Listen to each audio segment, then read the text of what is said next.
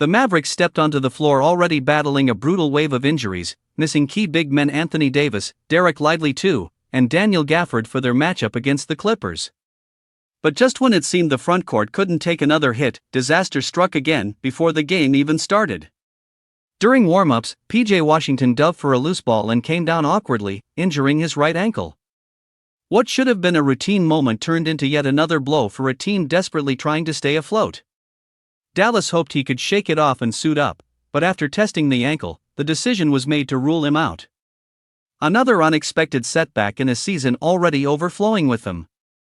This strange twist only adds to what has been a frustrating and injury-filled year for the Mavericks.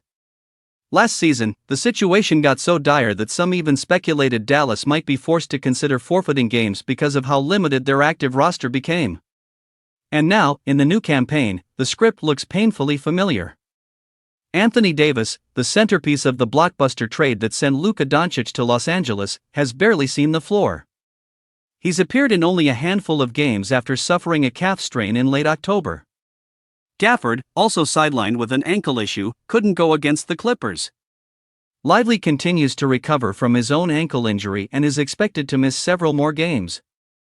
Guard Dante Exum is out for the entire season after complications with his knee-required surgery. And Kyrie Irving is still working his way back from the ACL tear that cut short his previous campaign. The list feels endless, and every absence forces Dallas to get more creative and more stretched rotationally. With Washington added to the injury report, the Mavericks were left with just 3 healthy front-court players entering the game: Dwight Powell, Naji Marshall, and Moussa Cisse. 3 players to handle the size, strength, and physicality of a Clippers team built to punish thin rotations. Despite all the chaos, Dallas fought. They scrapped through the first half, doing everything they could to keep the score manageable. But the Clippers' depth and firepower showed, and the Mavericks found themselves heading into the locker room trailing by 7. Not an insurmountable deficit, but a reminder of what they're up against every night, not just the opponent in front of them, but the injuries, the setbacks, and the constant reshuffling of a roster that can't catch a break. For the Mavericks, the question isn't just how they perform on the court, it's whether they can simply survive long enough to find some stability in a season defined by everything going wrong at once.